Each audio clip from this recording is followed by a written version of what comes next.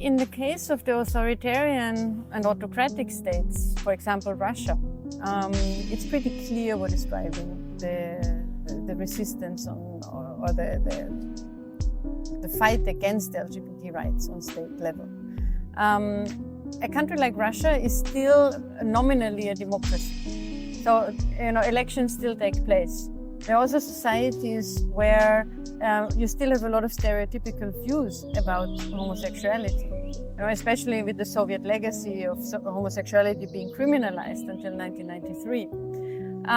So it is actually a very easy topic on which to convince an audience that giving more rights to homosexual people is actually harmful for society.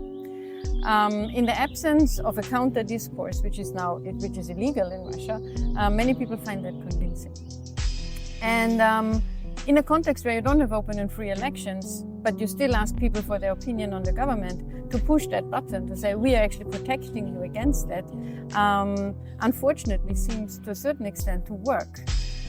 It's also about restricting groups that are, by their inclination, probably more open to looking beyond Russia, to have international, transnational connections, to work with NGOs abroad.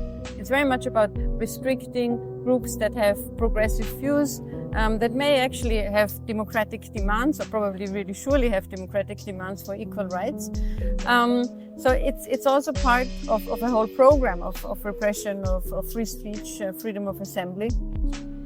And I also think, and this has become very clear in the context of the spiral of repression now in Russia after the start of the full-scale war on Ukraine.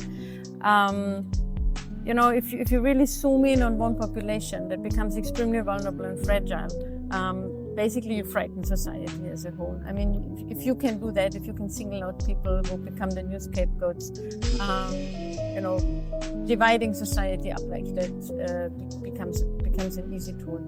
So I think from the perspective of autocratic authoritarian states, scapegoating LGBTI groups is unfortunately a way of boosting their authority, their legitimacy to the inside. It's also a very easy tool to say what makes us different from the West, because the West is constantly being depicted, in a way wrongly so, as the great promoter of LGBTI rights, which in a way is not true. I mean, there are many problems still in Western countries.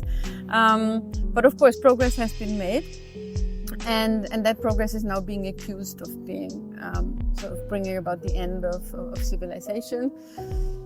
So it's really very much about creating a repressive environment to the outside and marking a distance to the other side.